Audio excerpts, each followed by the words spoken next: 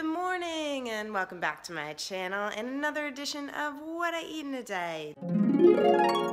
Today we are talking about gut health and just digestive health.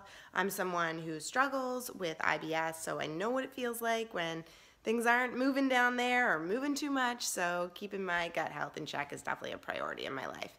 And I just wanted to give a shout out to Maven, who is the sponsor of this video, so thank you so much for allowing me to talk about, not that sexy topics on my channel, but it is super important that we keep our gut health in check and make sure that things are moving properly because it has a huge impact on just, your overall health, but also on like the mind-body connection.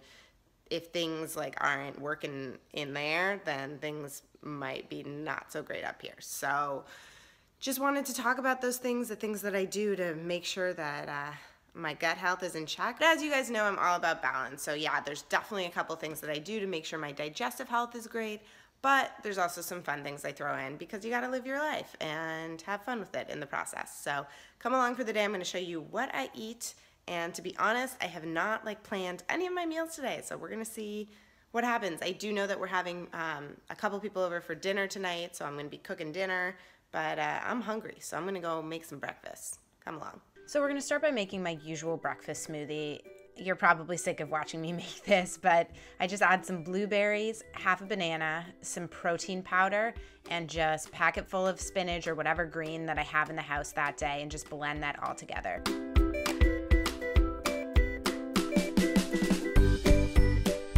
Let's be real, the best part of smoothie bowls are the toppings. So I like adding some almond butter just to get in some healthy fats, and then I'll add about a half a teaspoon of Metamucil, and the main ingredient in Metamucil is psyllium fiber, which is really great for your digestive system to help keep things regular, and it's a great source of soluble fiber so that you can, get rid of all the stuff that you got stuck in there. Not the prettiest, but it works. So right after breakfast, I like to take a probiotic. I like to take it on a full stomach, and probiotics are a really great way to fill your gut with healthy bacteria because we all need that for our digestive system to work well. A little bit of bacteria is a good thing.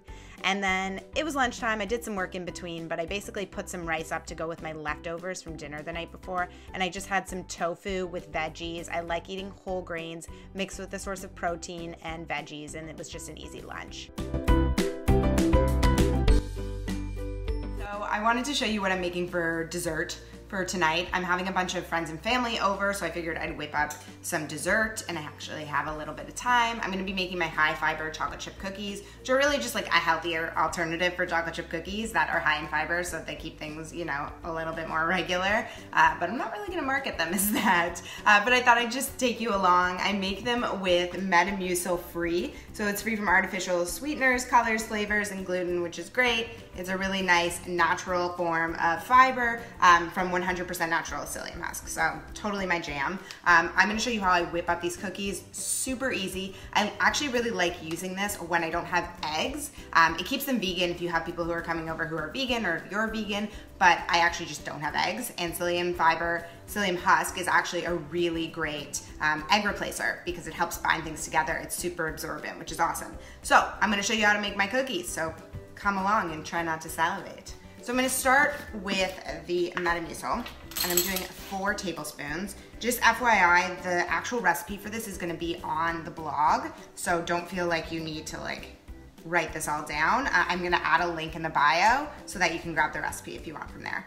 So I'm just adding 4 tablespoons of this, so they're pretty high in fiber, which is great. I think these are actually really good for kids who are maybe, not getting enough fiber in their diet. Maybe they don't like vegetables. This is a really fun way to sneak in fiber so that, things are moving. Then I'm using some rice flour. I'm keeping these gluten-free because you might as well. And rice flour is actually another awesome whole grain, also high in fiber. I'm also using some almond meal. I like this because it adds just a nice texture to it. If you're allergic to nuts or just don't want to eat nuts, feel free to replace this with another half cup of rice flour. So I'm using this almond meal. Next up is my salt and baking powder. I'm using baking powder because normally I use baking soda on cookies, but there isn't an acid here for it to react with. So I have to use baking powder, which is how they rise. And I like this because you can do it all in one bowl. It's just so much easier that way. I mean, sometimes I take out my stand mixer, but most of the time I just don't want to think about it. I'm gonna add in my coconut sugar, and then I'm gonna give that a good stir. So just mix that all up.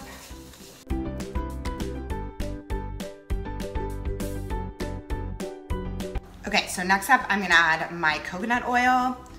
Feel free to replace with a butter, prefer, but I like coconut oil. And then I mix that in. And then I'm adding in about a 1/4 cup of almond milk. I don't normally add milk to cookies, but because the psyllium husk from the Metamucil is super absorbent, you kind of need to. So then you mix that all together, and it should come together into a cookie dough consistency.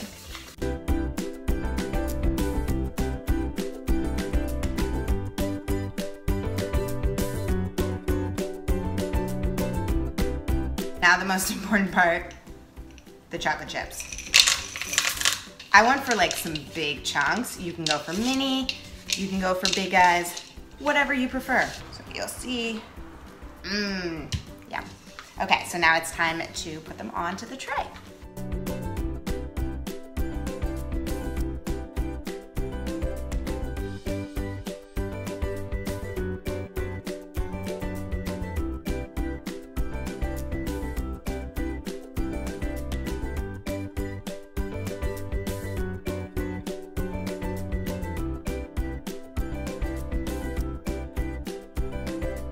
So these are the cookies. I let them cool for about 10 minutes on the sheet, and I actually just need to go shoot them for the blog. But if you want the recipe, just head to the blog. The link is in my description box below, so that you can make them yourself. And I'll probably just eat one now and then try and save the rest for dinner later.